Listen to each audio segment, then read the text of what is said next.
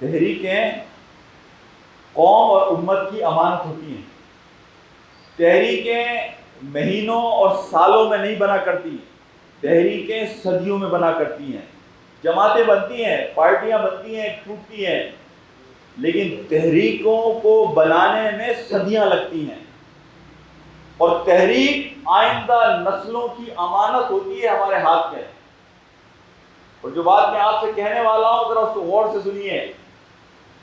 اگر میری کوتاہی کی وجہ سے، اگر میری غفلت کی وجہ سے تحریک سست روی کا سبب بنتی ہے، یا تحریک اپنی ڈائریکشن سے ہٹ جاتی ہے، یا تحریک کے کام میں کوئی ہنڈرنس، رکاوٹ پیدا ہوتی ہے، تو بخدا آپ قوم کے مجرم بنتے ہیں، آپ امت کے مجرم بنتے ہیں، آپ آئندہ آنے والی نسلوں کے مجرم بنتے ہیں.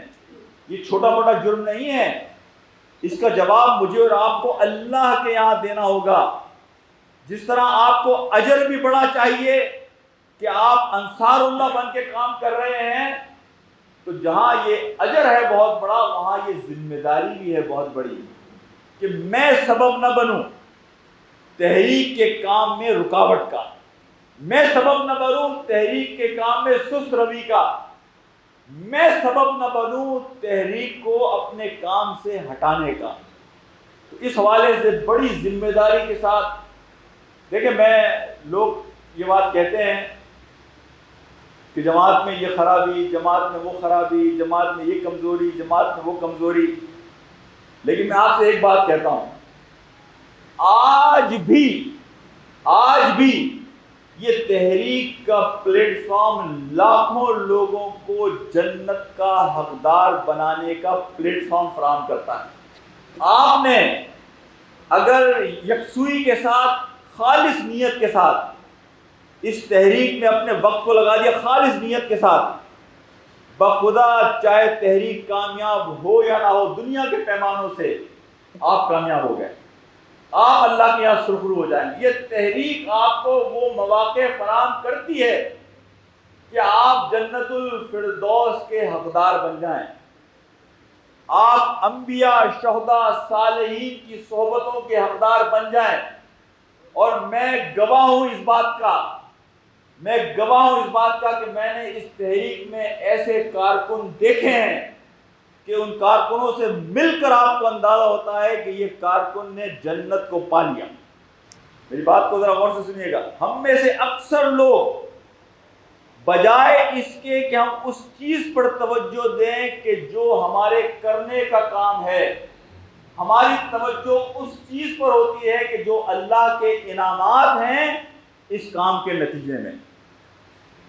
وَأُخْرَى تُحِبُّونَهَا نَصْرٌ مِّنَ اللَّهِ وَفَتْحٌ قَرِيبٌ وَبَشِّرِ الْمُؤْمِنِينَ. ہماری ذمہ داری ہے اقامت دین کی کوشش. ہماری توجہ اس کوشش سے زیادہ اس کے نتائج پر ہوتی ہے، اس کے ثمرات پر ہوتی ہے، اس کے انعامات پر ہوتی ہے. ثمرات اور انعامات کی کوئی ضمانت نہیں ہے، اور نہ وہ ہمارا مقصد ہونے چاہیے. ثمرات مل گئے، انعامات مل گئے، اللہ نے دے دیا، نور علی نور، اللہ کا بڑا کرم ہے. لیکن اللہ سبحانہ و تعالیٰ یہ کہہ رہے ہیں سورہ صف کے اندر کہ ہم تمہیں وہ بھی دیں گے، ہم تمہیں وہ بھی دیں گے اس لیے کہ تمہیں چاہیے، تمہیں اس سے محبت ہے، تمہیں اس کی خواہش ہوتی ہے. ہمیں فکر ہونی چاہیے کہ جو ہماری ذمہ داری ہے ہم اس کام کو کریں. اس کے ثمرات ملتے ہیں یا نہیں ملتے، اس کے نتائج آتے ہیں یا نہیں آتے، اس کے انعامات اللہ سبحانہ و تعالیٰ اس دنیا میں ہمیں دیتا ہے یا نہیں دیتا، اس کی فکر نہ ہمیں کرنی چاہیے اور نہ ہم اس کے مکلف ہیں. ہماری ذمہ داری جو اس دن ہم سے پوچھا جائے گا کہ ہم نے اللہ کے دین کی اقامت کے لیے کوشش کی تھی یا نہیں کی تھی، اور وہ کوشش اخلاص کے ساتھ کی تھی یا نہیں کی تھی. میں نے دو چیزوں کو ایک ساتھ رکھا ہے یہاں، اخلاص اور کوشش. اگر آپ نے اخلاص کے ساتھ کوشش کی اللہ کے دین کی، اللہ نے آپ کو جو صلاحیت دی تھی اس صلاحیت کے مطابق آپ نے کام کیا، بخدا آپ سرخرو ہو گئے، آپ کامیاب ہو گئے. یہاں ایک اور بات میں آپ کے سامنے رکھوں گا باہمی تعلقات کے حوالے سے. دیکھیں دنیا میں جب انسان رہتا ہے تو بے شمار چیزیں ہیں کہ جو ہمیں متاثر کرتی ہیں، بے شمار چیزیں ہیں کہ جو ہمارے اندر سست روی پیدا کر سکتی ہیں، بے شمار چیزیں ہیں کہ جو ہمارے کمٹمنٹ کو، جو اس تحریک کے ساتھ ہمارا کمٹمنٹ ہے، جو جذبہ ہے کام کا، جو جوش ہے، جو ولولہ ہے، اس میں کمزوری پیدا کر دیتی ہے. دنیا کی بے شمار چیزیں ہیں، لیکن ان کمزوریوں کو، اچھا وہی کمزوریاں ہیں کہ جو ہمارے آپس کے تعلقات کو بھی خراب کرتی ہیں. اس لیے کہ جب وہ کمزوریاں ہوتی ہیں تو شیطان کو راستہ ملتا ہے ہمارے درمیان نفرتیں پیدا کرنے کا، دوریاں پیدا کرنے کا. اور ان ساری چیزوں کا علاج صرف ایک چیز کے اندر ہے، اور وہ ہے قرآن سے ہمارا تعلق اور ہمارے لٹریچر سے ہمارا تعلق. قرآن وہ کتاب ہے کہ جو ہر صورت میں آپ کو کھڑا رکھے گی. تو یہ شیطان کے راستوں کو بند کرنے کا، اپنے جذبوں کو کمزور کرنے والی چیزوں کو دور کرنے کا ذریعہ ہے قرآن سے ہمارا تعلق اور لٹریچر سے ہمارا تعلق. بخدا میں دیکھتا ہوں ہماری بہنوں کو، میں امریکہ میں بھی دیکھتا ہوں، یہاں بھی دیکھتا ہوں، میں حیران رہ جاتا ہوں ان لوگوں کے جذبوں کو دیکھ کر. میں اپنی بیوی کو دیکھتا ہوں، میری بیوی کی عمر 62 سال ہے، لیکن میں اپنی بیوی کو دیکھتا ہوں کہ وہ رات کو اگر اس کو کہا جائے کہ دن میں 48 گھنٹے ہوتے ہیں تو اس کو فکر ہوتی ہے کہ 48 گھنٹے میں تحریک کا کام کیسے کروں. انہیں کھانے کی فکر نہیں ہے، انہیں اپنے بچوں کی فکر نہیں ہے. میں یہ نہیں کہتا کہ بچوں کی فکر نہیں کرنی چاہیے، لیکن انہیں فکر اس بات کی ہے کہ اس تحریک کے کام کو آگے کیسے بڑھانا ہے.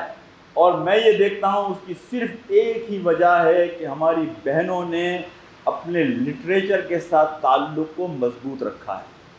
اور ہمارا لٹریچر کے ساتھ تعلق جتنا کمزور ہوا ہے اس کے نتیجے میں یہ ساری خرابیاں ہمارے اندر پیدا ہوئی ہیں. میں اللہ سبحانہ و تعالیٰ سے یہ دعا کرتا ہوں کہ اللہ سبحانہ و تعالیٰ مجھے اور آپ کو یہ توفیق دے. میں اپنی بات کو کنکلوڈ کروں اگر ریکیپ کر کر، یہ بات کو ذہن میں رکھیے کہ سب سے پہلے آپ کو اپنی اصلاح کرنی ہے. اللہ کے یہاں مجھے اور آپ کو اپنی نمازوں کا حساب کتاب دینا ہے، اپنے روزوں کا، اپنے معاملات کا، اپنی امانتوں کا حساب کتاب دینا ہے.